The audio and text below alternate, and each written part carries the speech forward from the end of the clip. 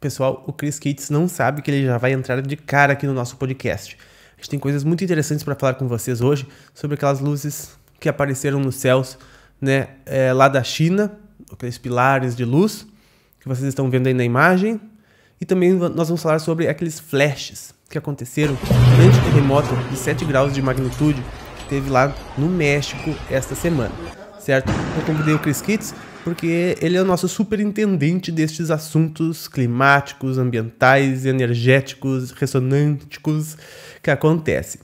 E a gente vai mesclar tudo isso com a fala estudando o Sol, estudando os eventos geológicos da Terra, as explosões solares que também aconteceram essa semana. A gente vai relacionar tudo isso, porque tudo isso se encaixa perfeitamente. Vocês vão ver, o Chris chegou.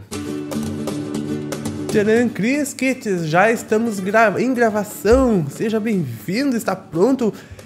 Nós temos que explicar para o pessoal o que são estes fenômenos, porque tu se lembra que os mentores já disseram fenômenos novos aparecerão? Temos que explicar. E esses fenômenos, né, o que aconteceu, principalmente no México, é bem raro de acontecer, né? Novo no sentido assim, eu acho que a última vez, ou o primeiro relato dele, se eu não me engano, foi 1600, por volta de 1600. Acho que é novo no sentido de tomarmos conhecimento de forma nova, né? Isso mesmo. Então, não é uma novidade, né, Cris? Não é algo assim assustador, não é algo extraterrestre, nem nada de outro mundo. Pelo contrário, é deste mundo mesmo. Sim, é tão raro que até a comunidade científica, né, porque nós não somos nenhum físico astronômico, né, muito menos meteorologistas, mas a comunidade científica diverge muito sobre a real causa dessas luzes, né, durante os terremotos, nesse sentido de que provavelmente seja por causa do atrito, né, das placas tectônicas ou das rochas, né, liberarem uma eletricidade muito forte por causa do atrito, né, e como a carga do solo é negativa, ao liberar essa energia magnética, quando ela chega na atmosfera, que geralmente a atmosfera é carregada positivamente, aí ao entrar em contato gera essas luzes, né, como se fosse um curto-circuito, assim, mas de grande porte, né, mas é uma ideia, porque como igual eu falei, né, é tão raro que até é difícil de ser estudado, então que eles suponham que é isso, porque realmente é muito raro, né, dá para desenvolver vários estudos aí. E esse realmente é um dos mais plausíveis mesmo. Faria bastante sentido, né, Cris? Porque o atrito, né? A gente vê até mesmo se a gente pegar cadeiras de plástico e a gente assim raspa o braço, né? E encosta em outra coisa, chega a dar um estalo. E se tu estiver no escuro, tu vê, né? Da mesma forma como tirando a camiseta, assim, né? Quando tu tira, dependendo do tecido, né? Do tecido, né? Tu tira no escuro, assim, dá estralinhas e sai até faíscas. Sim. Né? Então, imagina. Inclusive tem algumas... não sei se as pessoas já perceberam, né? No carro, há uma lista preta do lado da porta, que é justamente para você dar uma descarregada. Quando você abre a porta, geralmente você põe a mão ali, naquela lista preta que está entre as duas portas do carro. Sempre tem uma lista preta. Aquela lista preta é justamente para descarregar, porque às vezes no levantar do carro, quando você abre a porta num posto de gasolina, quando você abre a porta num posto de gasolina, você pode gerar essa eletricidade estática e fechar um curto mesmo. E aí sim já causou, a eletrostática já causou incêndios em postos de gasolina, e essa faixa foi justamente pensada para dar essa descarregada, porque geralmente você encosta a mão ali quando você abre a porta do carro, né, ou quando você levanta do carro, você geralmente encosta ali. Então é justamente para descarregar essa eletrostática que a gente gera mesmo no atrito de roupa, principalmente roupas sintéticas, né? Porque dá aquela carga, nós geramos, né, essa eletricidade, o nosso corpo, né, já tem eletricidade, então vira uma bateria, né, fechando curto. Faz todo sentido. E realmente é uma preocupação se ter dos veículos, né, que estão sempre em atrito com o solo, vai gerando essa carga, essa eletricidade. Realmente a gente não tem consciência de que está com essa carga diferente e dá um estalão mesmo. E Cris, ok, né? Imagina, nesse caso lá do México, o terremoto de 7 graus é um deslocamento grande, né, de massa, então o atrito com certeza é muito grande. De repente, né, com a umidade do ar específica, de repente, né, esse próprio contato mesmo, já ali, no vídeo parece que tem uma certa umidade do ar, né? Sim, é isso que eu ia falar também. A condição atmosférica também pode influenciar muito. A gente já viu vários fenômenos assim de luzes, né, enfim, de descargas elétricas quando o campo está realmente ionizado ou super ionizado, né, porque quando acontece uma chuva ou quando tem muita umidade no ar, né, geram íons positivos.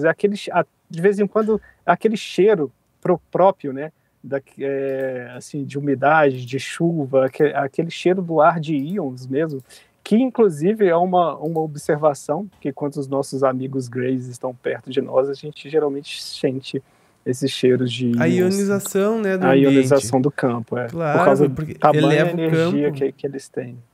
É verdade, o campo se eleva com a ionização, até ionizadores de ambiente, que faz o ar ficar mais puro, né? Faz o ar ficar com mais propício a estados elevados de consciência até mesmo, né? Os mentores espirituais têm ionizadores de ambientes. Né? Não é à toa que as colônias mais elevadas se localizam lá na ionosfera, né, Cris? Sim. Mas, voltando ao nosso assunto do México e das luzes, né? Já algumas pessoas já aproveitaram o tema para colocar títulos como Luz do Apocalipse. Acho que nesse momento todo mundo está achando que está vivendo um apocalipse, o momento, né? Todo mundo está achando que está vivendo assim, ó, o ápice, né? Ou no que mais, né? Então todo mundo está achando que vive as revelações, né? O apocalipse. E então qualquer coisa estranha é uma comprovação do apocalipse, né, Cris? Pois porque as pessoas também mal interpretam, né, essa palavra apocalipse, que na verdade é um ápice, é o que estamos vivendo, estamos no ápice, só que não do fim, né, estamos no ápice de uma transição, e as pessoas realmente temem muito pelo fim, né, pela derrota. Uma das coisas muito mal interpretadas também, né, no Apocalipse de João, né, é que é como ele retrata esse momento, e só que é um momento assim de grande valia que passamos, porque a gente sabe, né, a gente já teve outras civilizações aqui, a gente repete muito isso, né, na meditação mundial, e para cada nova civilização o palco tem que ser reajeitado, né? Então, de todo modo, né, não está tanto errado essa afirmação, só que esse apocalipse, esse ápice que estamos vivendo, né, de uma transição e não de um encerramento, e aí essa parte fica mal explicada nesse sentido de que essas luzes, né, possam trazer esse sentido de finalização. E não, né, lógico que se fosse para finalizar um enredo, vamos dizer assim, né, um palco, fosse, né, dar um reset ali, essas luzes iam aparecer provavelmente, sim, porque para arrumar você precisa né, de balançar o palco, né? Não dá para trocar um palco e colocar outro sem balançar, sem mover as coisas, né? Como a gente já viu aqui. Só que essas coisas são normais de acontecer, não é nada assim, né? Então, para justamente tirar essa psicoesfera que já está tão carregada ultimamente, né? E aí dá uma limpada, né? Aproveitam, né? Um fenômeno tão bonito bonito entre aspas, né? Porque quem está lá sofrendo o terremoto não está achando tão bonito assim, pelo contrário, né? Verdade. Gera daí uma matéria astral, né? Que gera uma matéria astral muito um densa, pouco queimada, né? Também ali. Mas isso é natural também com as chuvas e com os raios das chuvas, né? Queimar essa matéria astral negativa. E Cris, mas hoje em dia, né? Tudo que acontece é filmado, né? Diferente de uns tempos atrás também. Então, sempre que algo assim acontecer, vai virar notícia. E não foi a primeira vez que a gente viu esses clarões junto com o terremoto, até mesmo aqui na nossa história de gravações no canal. Né? Não fazem muitos anos, muito tempo, que a gente já viu também essas luzes do apocalipse acontecerem, né? E estamos aqui. Então, faz parte, tá tudo certo, são fenômenos naturais realmente, né? E a gente já vai falar lá daquele outro fenômeno da China. Tu viu, Cris, o fenômeno que aconteceu na China? O pilar de luz. Não, esse especificamente eu não vi, mas o pilar de luz também é um outro fenômeno muito, muito raro de acontecer. Mas né? eu vou te e passar é muito bonito aqui, Cris, de ver. tu veja aqui conosco em tempo real, porque é uma coisa para que a gente... Eu não consegui, entender direito o que representa. Eu sei que, as qualidades atmosféricas vão se sutilizando, né? E a gente vai ver novos fenômenos, né? E esse pilar de luz eu não entendi ao certo, porque... Um pilar de luz semelhante a uma torre surgiu no céu da cidade. Parece um prédio, parece que a luz está em cima do prédio. É muito retangular, né? O pilar de luz. Olha ali, atrás de um estádio, né? O que parece um estádio. Um ginásio. E parece realmente um prédio grande, né? De repente até seja um prédio e tem ali em cima umas nuvens, alguma coisa que deu aquele efeito. E a gente pensa que é um pilar de luz, mas para mim é um prédio, né? E lá em cima alguma nuvem junto com alguma coisa, né? Mas para mim é um prédio aquilo lá, né?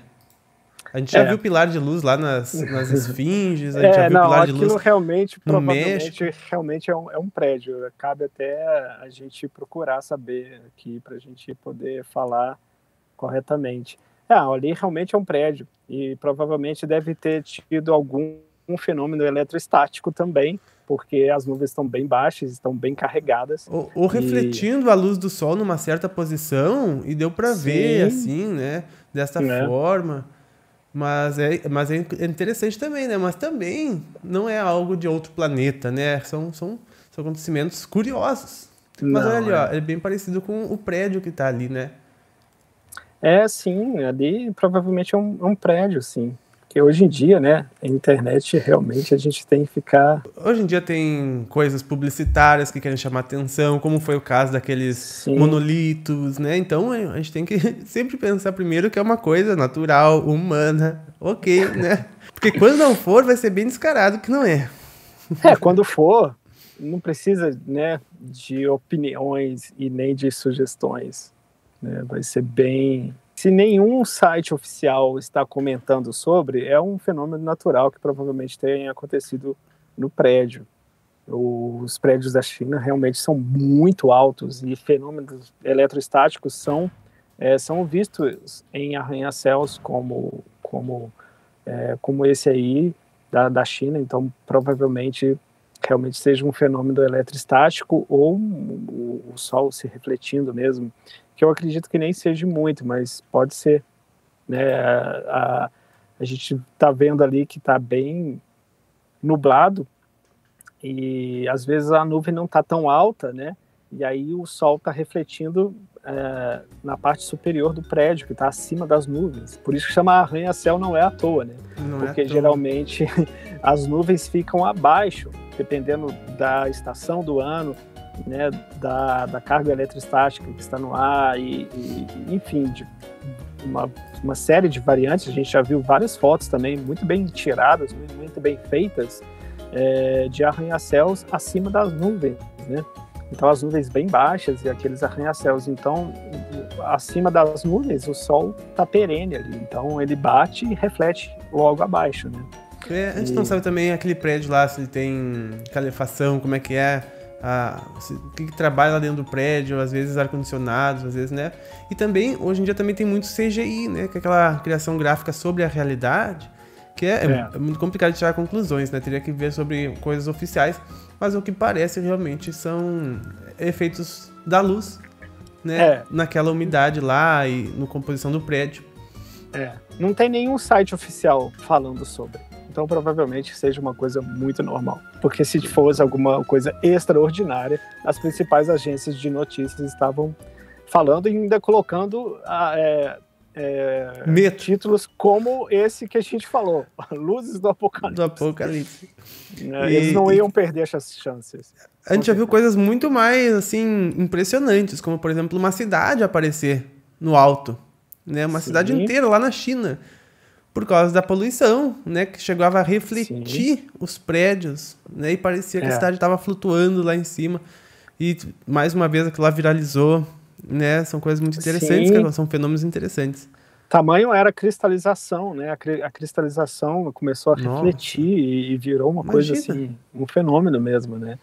E tem vários outros fenômenos que as pessoas acham que é uma coisa muito, né? Muito estranha, mas é igual você falou mesmo.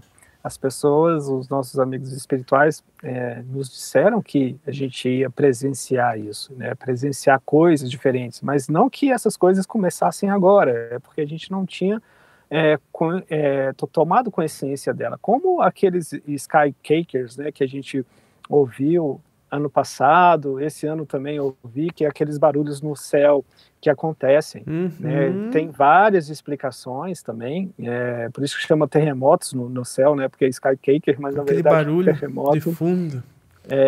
Parece um jato em cima da gente que não passa, né? Um jato assim. Que não passa. E várias pessoas. E recentemente parece um trator ligado lá em alguma garagem aqui perto, né? Que fica parece um aspirador de pó gigante que várias cidades escutam.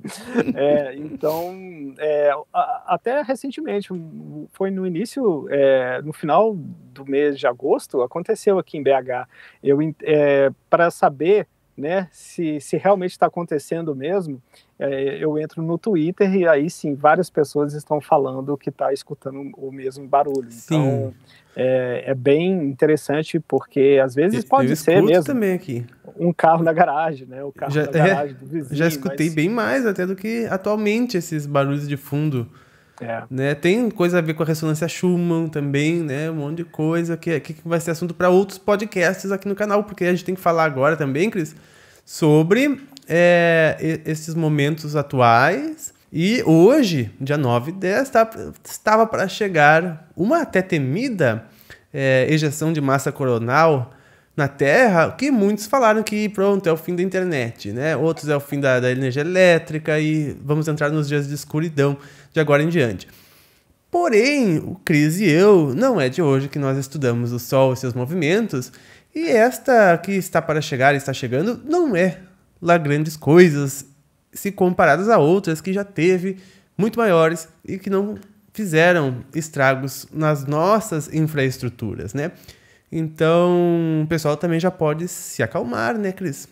Sim, por favor, se acalmem. E sempre pesquisem, né? Pesquisem nos sites de confiança, né? Como Apollo 11, só para falar algum aqui, para a pessoa poder ir atrás mesmo.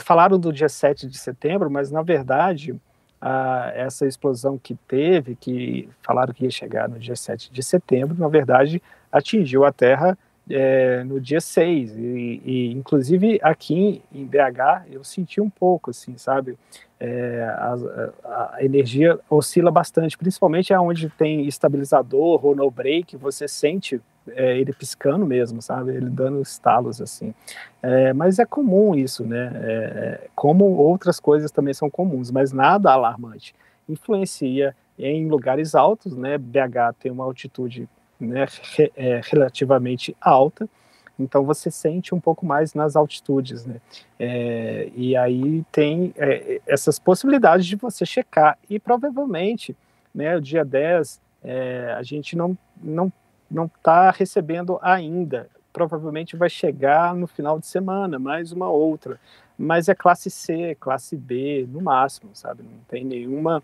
explosão assim de grande porte para causar esse tipo de dano. É uma questão de observar mesmo, né? Então, provavelmente quem usa TV via satélite pode ficar A primeira a cair é a Sky. Minutos. A Sky, isso. A Sky e a Sky sempre chove manda um pouquinho alerta, mais já.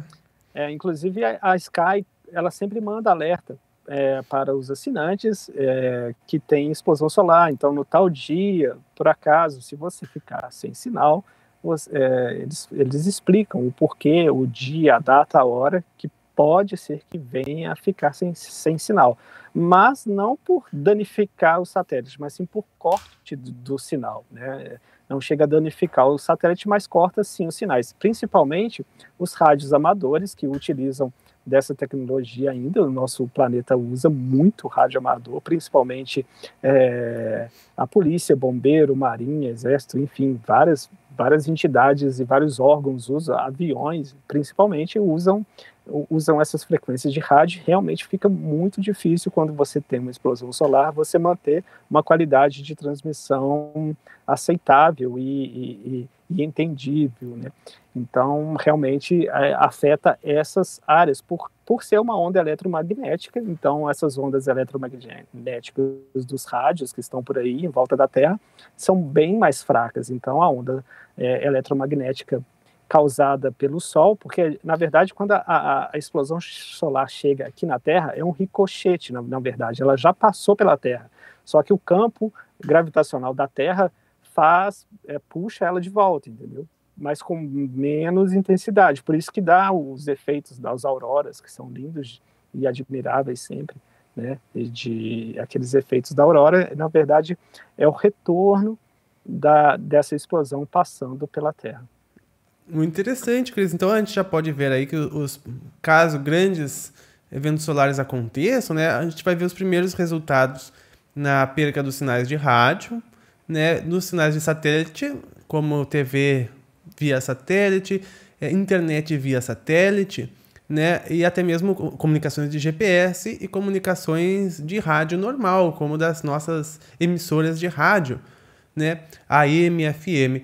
E daí depois, Cris, tem o próximo nível é atingir os cabos submarinos de internet, né, que interconectam os continentes, devido à grande extensão dos mesmos, né? Só para ter uma ideia, acabei de verificar aqui, tinha uma previsão de chegar a essa nova explosão aqui na Terra e ela já saiu fora da rota da Terra. Então é uma questão de observar, sabe? Então provavelmente a gente teria aí nos próximos dias, no dia 12, no dia 11, e aqui já está mostrando, né, diferente já não vai ter, ela está indo em outra direção. Então, sabe, mesmo quando acontece uma direcionada à Terra, pode ser que ela não chegue aqui. Pode, e a gente já teve a oportunidade, né, de gravar um fenômeno maravilhoso onde um objeto desconhecido, né, OVNI, só que não é voador, porque ele estava no espaço, um objeto desconhecido gigantesco, né, fazer uma barreira frente a uma grande explosão solar que estava vindo e dissipando esta onda solar, né? E isso a gente fez num vídeo chamado Júpiter Explode, né, Cris? Onde literalmente houve uma explosão energética em Júpiter muito grande, né? E junto com refração de lente, que aumentou ainda mais o efeito. Mas foi naquele vídeo que esse gigantesco objeto aparece e protege, né, não só Júpiter, mas outros planetas dessa grande erupção solar. Ou seja, nós todos somos muito protegidos nestes âmbitos e só acontece o que é para acontecer quando está no momento certo, quando vai trazer evolução e benefícios para a sociedade e para a humanidade, né? Então tudo está certo, a gente não tem que se preocupar se acontecer é para o bem, é para o progresso, é para melhor, né? E foi bom você falar isso, porque é muito bom a gente sempre reforçar, né? Tudo acontece por uma causa maior e por uma causa muito nobre, e por mais que a gente veja, né, com os olhos do caos, de estar acontecendo algo muito danoso, tudo é um instrumento do amor. A transformação também é um instrumento do amor. Seria muito injusto, né, colocar Deus nessa posição de acabar com tudo, né? Sem um propósito, sem uma ordem maior, seria... Toda evolução vai para água abaixo. Seria muito colocar, blasfemiar, né, Deus, né, nesse sentido, né, essa consciência que é o amor, né? Então, Verdade. Cris, para concluir, a gente não pode concluir sem dois assuntos, né? Esse do cabo submarinos que a gente já falou, né? Eles seriam afetados depois de todas as ondas de rádio, seriam eles, devido à extensão deles, o que nos desconectaria de muitos servidores do mundo por um determinado tempo, né? E depois, em nível mais extremo ainda do que isso, seria realmente afetado as redes elétricas, né? E a gente viu lá como, por exemplo, o caso do Amapá, né? O transtorno que dá, a ponto de levar meses para reestruturar. Isso se falando em algumas cidades, imagina se falando em diversas cidades, né? Então, pode dar bastante trabalho. Mas sim. também tem redes já se preparando para isso, né? Na verdade é uma coisa também, tudo isso serve para a gente repensar a nossa sociedade e o que a gente está fazendo, né? E o quanto a gente pode reverter essas situações, porque se a gente tivesse um sistema de captação solar, né, a gente conseguiria reverter essa situação em instantes, poucas horas. Né? Então, por mais usinas solares, por mais usinas eólicas, então ou até mesmo novas energias, né? Como o Nassim novas energias, sim. já apresentou para o mundo como possibilidade, né? Pois é, então é uma hora da gente pensar, né? Acho que isso faz com que a gente desenvolva essa nossa inteligência emocional nesse sentido, porque a gente fica vulnerável. Então, quando você se vê vulnerável, você se coloca no estado de observação, e esse estado de observação você se questiona: o que eu posso fazer para não ficar vulnerável? Então, a gente tem hoje tanta tecnologia à disposição nossa, né? A gente tem essa possibilidade de reverter situações assim, muito rápido. E como os mentores disseram, né? Não vai acontecer grandes catástrofes, não vão acontecer, né? Ou seja, eventos assim vão acontecer de formas pontuais, justamente com esse propósito que o Cris nos fala, para nos promover uma mudança para algo mais ecológico, para algo mais em harmonia com a natureza, com o universo, né? Não gerando caos, porque isso retrogradaria a nossa evolução social, que no momento não é o ideal, porque nós precisamos evoluir em moral, e algo assim iria dar um descalabro, né, Cris? Sim. E só para encerrarmos, então, o nosso podcast maravilhoso desse sábado, Cris, fazia tempo que tu não estava num podcast, eu tenho que participar mais dos podcasts. Estou sempre online. Olha aí! Então a gente tem que encerrar falando sobre com o Máximo Solar, que está arrumando para o Máximo Solar, né? Que o Máximo Solar será em 2025, né? Lá com certeza a gente vai ver mais notícias como essa de grandes catástrofes em explosões, algumas coisinhas assim, né? Com certeza aumento de terremotos, porque a gente sempre associa erupções solares com terremotos, né? Não tem como fugir, o Sol dá uma explosão lá, a Terra dá uma explosão cá. É assim, a energia se movimentando juntos, eles pulsam juntos, né? Os planetas. Então acontece lá, acontece cá também. Mas com o máximo solar, o que acontece também naqueles que a gente já percebeu? A diminuição da irradiação cósmica aqui na Terra, né? Quando o Sol está calminho e tranquilo, a gente recebe mais radiação do cosmos. Né? E quando o Sol, né, está mais explosivo, ele acaba amortecendo a radiação do cosmos que chega em nós, né, Cris? Sim, são doses, vamos dizer assim, homeopáticas de 11 anos, né?